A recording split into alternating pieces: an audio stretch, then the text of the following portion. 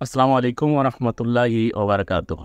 সম্মানিত দর্শক, আজকের আলোচ্য বিষয় হবে যে ৩ আমলে মৃত্যুর সঙ্গে সঙ্গে জান্নাতে যাবে মুমিন। রাসূলুল্লাহ সাল্লাল্লাহু আলাইহি ওয়াসাল্লাম বলেছেন, অল্প আমলই নাজাতের জন্য যথেষ্ট। সুতরাং জাহান্নাম থেকে মুক্তি পেয়ে ডান হাতে আমলনামা নিয়ে জান্নাতে যেতে হলে একনিষ্ঠতার সঙ্গে অল্প আমলের বিকল্প নেই। হাদিসে এমন ৩টি আমলের ব্যাপারে দিক নির্দেশনা দেওয়া হয়েছে, যারা সহজে ৩টি আমল করবে তাদের জান্নাতে যাওয়া একেবারেই সহজ। বাধা হয়ে থাকবে শুধু মৃত্যু। আর তা হলো সকাল সন্ধ্যায় নিয়মিত সাইয়্যিদুল ইস্তিগফার পড়া। সাইয়্যিদুল ইস্তিগফার আল্লাহর এত চমৎকার প্রশংসায় ভরপুর যে যদি কেউ নিজের গুনাহ মাপের জন্য অনুতপ্ত হয়ে আল্লাহর কাছে নিঃশর্ত ক্ষমা চায়, আল্লাহ ওই ব্যক্তিকে ক্ষমা করে দেন। হাদিসে এসেছে, কেউ যদি আন্তরিক বিশ্বাসের সাথে সকাল ও সন্ধ্যায় সাইয়্যিদুল ইস্তিগফার পড়ে আর সেদিন সে মারা যায়, আল্লাহর ইচ্ছায় সে জান্নাতে যাবে। হাদিস বুখারী। আল্লাহুম্মা আনতা রাব্বি লা ইলাহা ইল্লা আনতা খালাকতানি ওয়া আনা আবদুকা ওয়া আনা আলা আহদিকা ওয়া ওয়াদিকা মাস্তাতাতু আউযু বিকা মিন শাররি মা সানাতু আবুউ লাকা বিনিআমাতিকা আলাইয়া ওয়া আবুউ বিজাম্বি ফাগফিরলি ফাইন্নাহু লা ইয়াগফিরুয যুনুবা ইল্লা আনতা।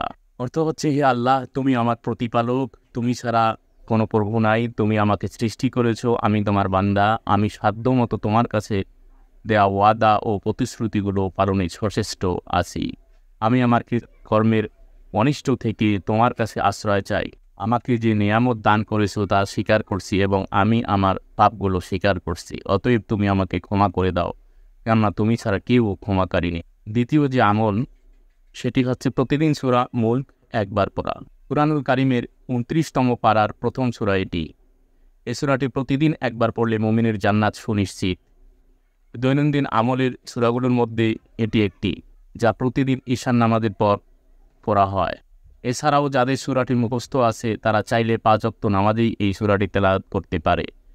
নামাজে সূরা মুলকের আয়াতগুলো বুঝে বুঝে তেলাওয়াত করলে অন্যরকম আবহ তৈরি হয়, নামাজে একনিষ্ঠতা তৈরি হয়। এ সূরায় মহান আল্লাহর স্মরণ ও তার প্রতি ভয় সৃষ্টি হয় এবং নেক কাজের আগ্রহ বেড়ে যায়। সূরা মুলক পড়ার মাধ্যমে নামাজ আদায় করলে দিনব্যাপী অগণিত খারাপ কাজের মধ্যে একটি ভালো কাজ করার অন্যরকম অনুভূতি পাওয়া যায়। সূরাটি নিয়মিত পাঠকারীকে কবরের আযাব থেকে সুরক্ষা করবেন আল্লাহ তাআলা।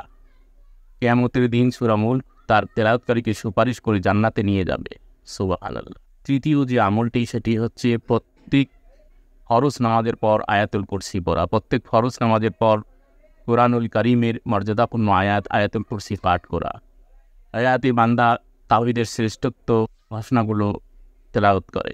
যে ব্যক্তি প্রত্যেক ফরজ নামাজের পর আয়াতুল কুরসি পড়ে, ওই ব্যক্তি ওই জান্নাতের মাঝে এতটুকু দূরত্ব থাকে যে সে যেন শুধুমাত্র মৃত্যুবরণ করছে না বলেই কবরে জান্নাতের নিয়ামতগুলো উপভোগ করতে পারছে না।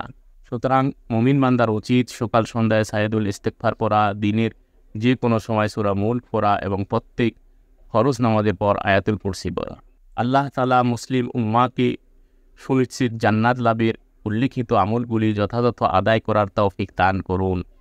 আমিন। আসসালামু আলাইকুম ওয়া রাহমাতুল্লাহি ওয়া বারাকাতুহু।